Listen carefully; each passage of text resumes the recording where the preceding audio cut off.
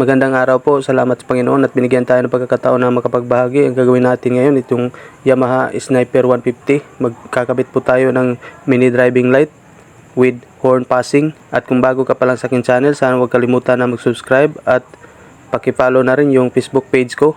Tara, ayusin natin to.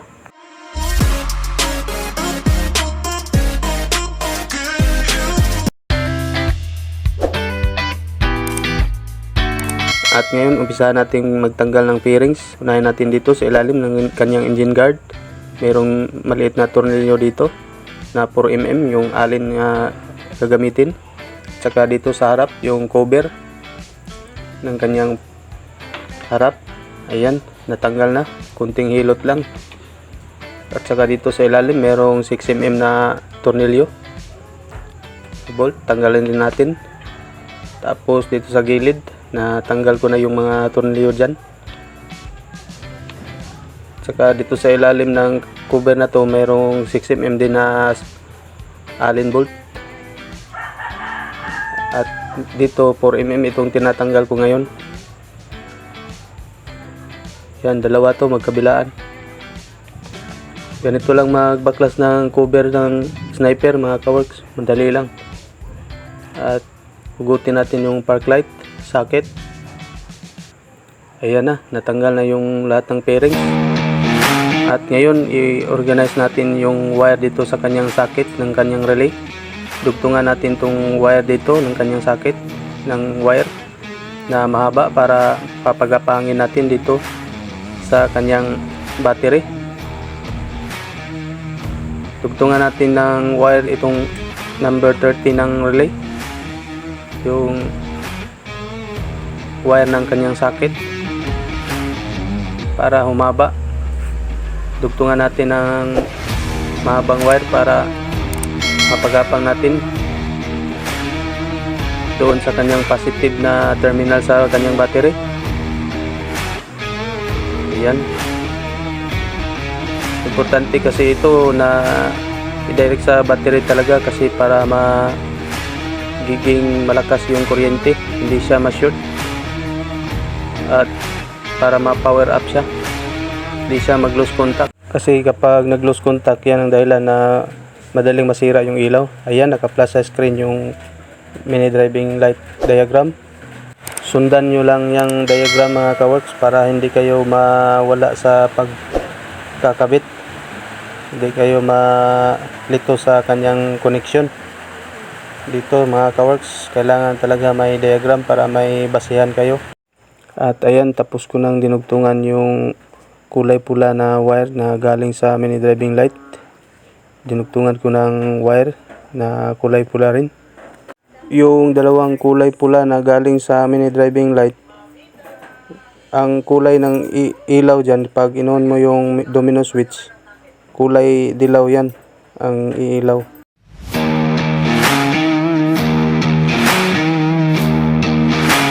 At itong dalawang kulay dilaw na galing sa mini driving light dito sa kanyang balas or driver, kulay puti ito pag inon mo yung domino switch.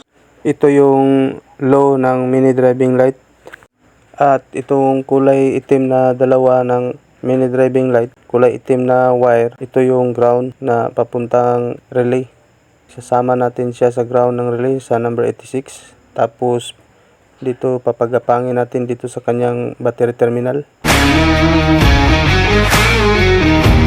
At ngayon lagyan natin to ng fuse with box, itong positive na terminal ng battery. Ito siya. At pagkatapos i-connect natin dito. Ayan, na-i-connect ko na yung number 30 ng relay, galing sa relay number 30. Tapos i-connect dito sa fuse. Then ang fuse nilagay ko sa positive terminal ng battery. At ngayon magpapagapang tayo ng negative na linya galing ito sa number 85 ng relay. Yung itong kulay puti na wire, ilalagay natin sa negative sa ground ng battery terminal.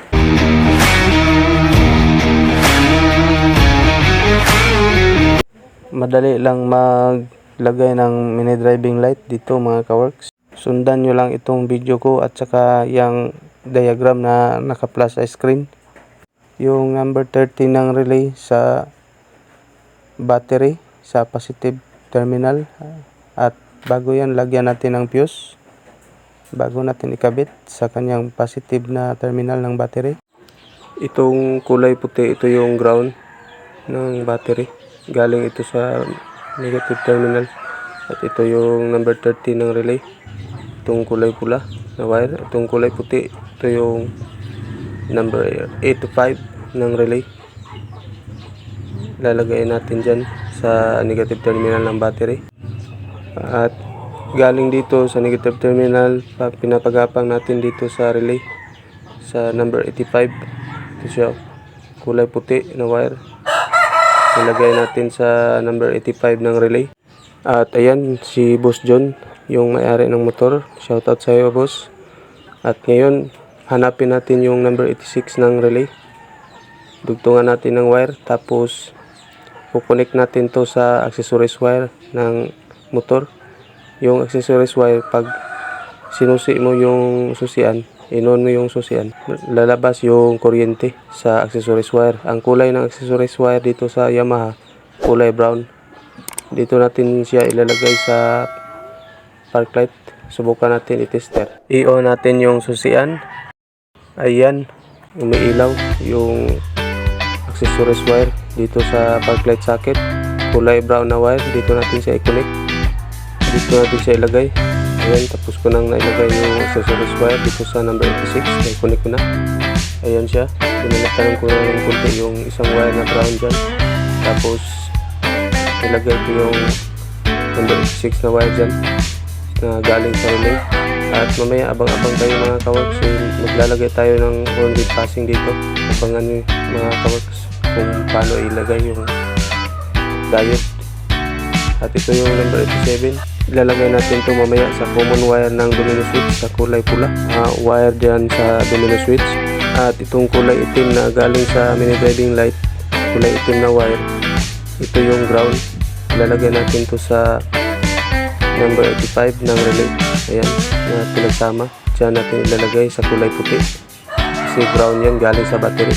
At itong kulay pula na wire dito galing sa mini driving light, ilalagay natin to sa wire ng domino switch, doon sa kanyang high and low. At itong kulay dilaw sa domino switch din, sa high and low.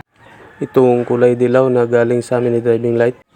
At ayan yung kulay pula na wire dito. Dito natin ilalagay mamaya yung passing light. At ngayon subukan natin itong switch kung gumagana ba yung domino switch. Ayan, dito natin nilagay sa kanyang mirror holder. At ito yung galing sa 87 ng relay, sa kanyang positive na output dito padung sa kanyang horn. Nilagyan natin ng dugtong na wire. Ayan, dito natin ilalagay yung diode. Tingnan nyo kung paano ilalagay yung passing light dito sa kanyang horn. Dito natin ilalagay sa kulay pula ng mini driving light. Diyan natin isi-series yung wire dito sa kulay pula na galing sa mini driving light. Ilalagay natin mamaya yung diode.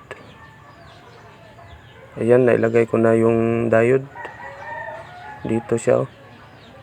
Yan yung marking na guhit dyan, na may guhit na silver. Dyan nakaharap, papuntang ilaw, yan yung diode.